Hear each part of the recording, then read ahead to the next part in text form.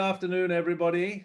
Once again, I'm pleased to be able to present another ULD CARE interview, this time on the subject of technology, and in particular with two people from Virtual Control who happen to be here in Hong Kong.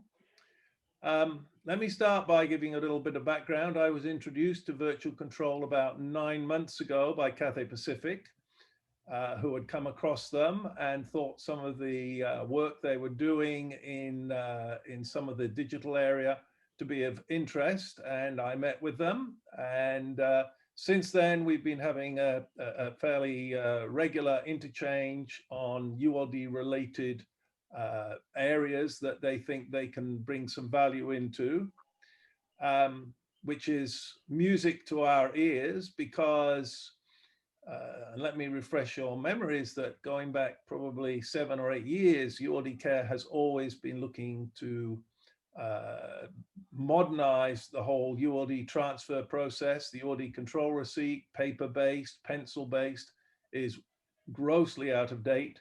And so we're looking to, for any way to move this into the 21st century, into the app century, into the digital century. So let me first introduce my two interviewees. We have Thomas King, who is the CTO of Virtual Control. Can you give us a wave, please, Thomas? And Sarah Stonehill, who is Vice President of Products for Virtual Control.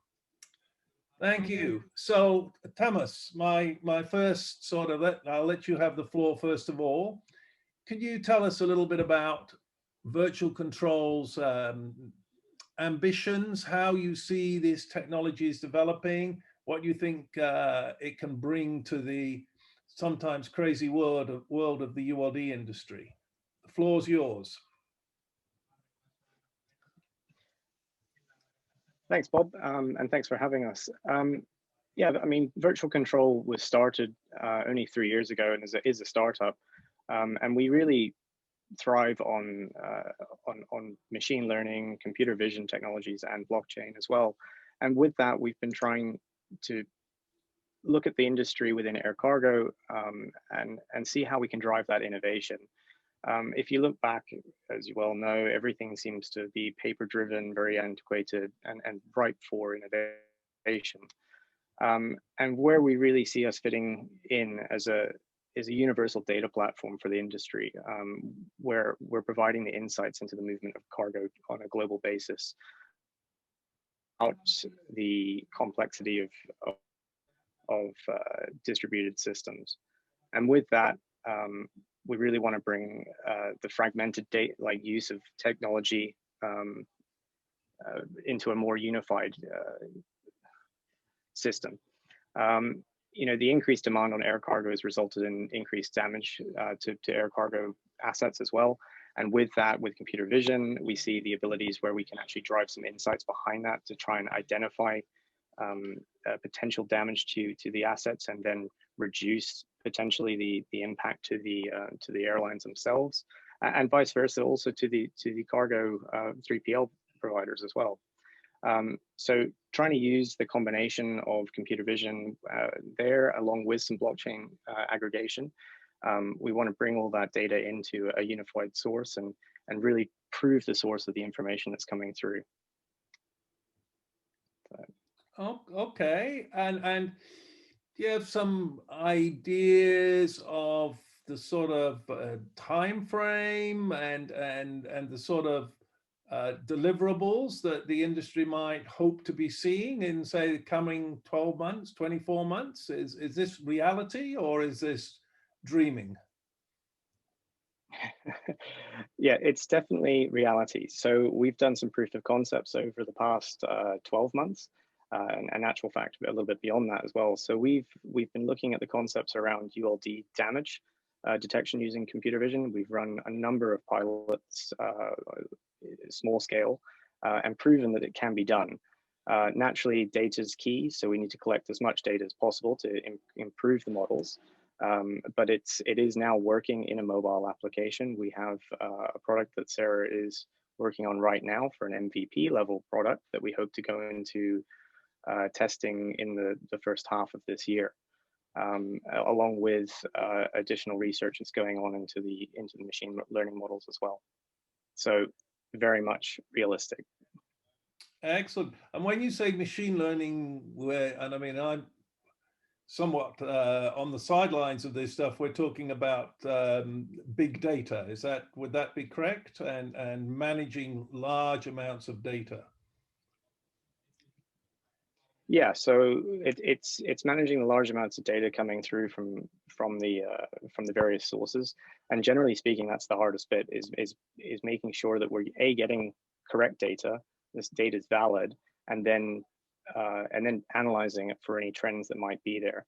So when we start with the computer vision side, but later on we'll be looking at other pieces of information coming through the network. That's being shared with each other. So with that, we'd be looking at maybe temperature or a particular condition that seems to be happening regularly at an airport. We could start making those insights into the data and provide the results for that to power the business requirements, whether that's from a 3PL or an airline's perspective. Okay. So that's all very encouraging. I mean, as I said at the beginning of this interview, the ULD industry has been stuck in the paper and pencil era since the 1970s, and we really have to move forward on this. We've been trying to move it forward for about, I think, 7 years. We're definitely trying to. But it does finally appear to me, at least, that technology is finally giving us a following wind and pushing us along. For so long, technology didn't exist, but now it's here. So maybe I can turn now to Sarah, because Sarah's actually in the process of developing the app, which I'm very excited to see will deliver us an electronic UCR. And to my knowledge, this will be a first. So Sarah, can you tell us a little bit about how you're going about this and what you believe this will deliver in terms of the benefits to the industry? Sure. Yep. Of course. Thank you, Bob. Yeah. So, and I think, Bob, we've shared a little bit, some early versions of this with you as well, of this mobile app that we're developing, and we're continuing to develop that even further. Of course, the few goals for this: the digitization of that UCR, of that controlled receipt, getting away from the pen and paper, and also making sure that we can open this up for not just airlines, but ground handlers, freight forwarders, terminal operators, everyone who is involved in the handling of those assets across the network. So that's really important for us. Once that data is available in a digital way, we can then make it accessible to those relevant parties in a much more fast and reliable method. Whereas right now, things are getting transcribed, potentially written down incorrectly, takes maybe hours for that to get into any kind of system to make a decision. With this mobile app, the information will be ready with the click of a button, which is, I think, really exciting.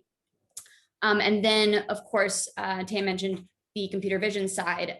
We will be getting to that, but for the very first stage here, what we think is also really important is creating that visual audit trail with photo capture, being able to take photos with that mobile app as you're also recording the transfer and the condition of that ULD that's being handed over. Because right now the condition that may be stated on the form, who knows if that's the truth or not. And so I think having that sort of visual audit trail and record is, I think, going to be really valuable for the industry. But yeah, I mean, our overall goals is, make this thing easy to adopt. There's no infrastructure required in order to get the mobile app and to begin using it. We wanted to make sure it's lightning fast and not slowing down any processes that already exist, and yeah, just adding integrity sort of around the data that's collected, so companies know that they can trust it. Great, and I'm sure this is a question everybody's asking you: when's it going to be ready? So we're going to have a workable version ready within the first half of this year. So we're hoping we're going to be able to get some people on board to pilot that. We already have a few interested parties. So the more kind of feedback and testing we can get on this mobile app, the better. Okay, and I mean, everybody talks about apps these days. Are there any technology limitations that you feel you've got to overcome, or are we on a fairly straightforward path here? Yeah, no, I think it is pretty straightforward. I mean, what we're really trying to do with this first step here is just to break down those barriers to getting the information collected in the first place. There is I think that there's kind of this growing trend of Bluetooth tags and having those IoT devices out there with sensor networks, which is great. And that's, I think, also a super important source of information. We want to bring all of that into our platform, along with the mobile app data that we're capturing, to sort of create that more holistic view. And it's really just about making sure that you can get the data captured in the first place. Where Bluetooth sensors or networks break down, the mobile app is readily accessible. As long as somebody is there with a phone, can take a photo, can record the serial number of something passing through their custody, there's no sort of limitation to getting that information in the system. Yeah, well, actually, you make an interesting point, because I mean, I've been following the BLE story now for, I think, 4 years, and we find it a very, very fascinating and a very interesting subject, and it's already, I think, starting to deliver some tremendous value. But the one thing it doesn't yet do is collect a sign-off between the two parties who hand the ULD from one to the other. And this transfer of responsibility and of custody is absolutely paramount if we're going to get on top of the damage issue. And yes. I don't think it's getting any less. Yeah. And I think that's one of the benefits of this application, is that it helps to contextualize where that information is coming in from, and so it's not just a blip from an IoT device somewhere, in a certain location. You now know that a certain transfer was executed at a certain time, and therefore that location that you have, or that condition information that you have, is also kind of associated with who has it at that time. And I think that's sort of that context that's missing right now from the existing ecosystem. Yeah, no, absolutely. I think the two are very, very complementary, and so exciting times. And you're saying that you think within about the first half of this year we'll be actually able to walk out with one of these things into the container yard and actually try it out in real life. That's the idea. Yep, yes, we're really hoping for it. Yeah. Okay. Well, I mean, I don't aim to diminish or minimize the challenges you face in writing all this code. So I'm quite happy for it to happen when it happens. But yes. And considering we've been waiting best part of 50 years for this, I think another month here or there isn't really going to be the end of the world. But I would say, and I mean, two things really. I think we can all feel a little more encouraged about the future of the airlines in view of the rollout of the vaccines and so on. There seems to be some signs of life here. But I think also the events of the last 12 months have proven just how mission critical ULDs are. And I mean, it's well documented in the sea freight industry how the shortage of containers is creating some enormous problems. It hasn't, to a certain extent, happened in air cargo, but there's been an enormous demand for rental pallets, again, arising because the stuff is all over the place. It'll take years for it to actually get repositioned, if it ever does. I think a lot of it won't. So no, fantastic. Well, look, unless there's anything else you'd like to add, Sarah or Thomas, have you got anything else you'd like to throw into the pot? Oh, I mean, I think in reality, that's pretty much everything. But you know, what we are trying to achieve is to bring everything together, and also potentially bring new revenue streams into the business as well, through different models, you know, that never have been there previously before. Because once we have all that data, I think there's a huge amount more that can be done with it. That's beyond, you know, beyond us. You know, it could be everything from you know, from insurance companies all the way down to just the individual wanting to know where their box is, you know, and giving that transparency level down to a minute level that's never been there before. So we're really hoping that the aggregation of the data and proving where the data came from with the sources is going to be really valuable to the industry. Actually, I think that's a really great summary, because so much of what ULD managers have to do ends up being back of the envelope guesswork, because nobody knows where all the stuff is and who's got it. And a lot of it is estimated. And this has got to bring a shocking amount of waste into the whole process. So yes, absolutely, accuracy of the data is going to be a huge game changer. Okay, well, you know, thank you very much. And with the accurate data, then you can drive your business. Yes, exactly. If you can't measure it, you can't manage it, and that's definitely true of ULD operations. So, well, thank you very, very much, Thomas and Sarah, for your contributions on this. As I say, it's something that really interests me, and I'm very much looking forward to being part of the first test runs of this equipment. That will be, or these apps. That will be a massive moment for us. So thank you very much, and we'll speak again in the future, I'm sure. Thank you. Thanks very much.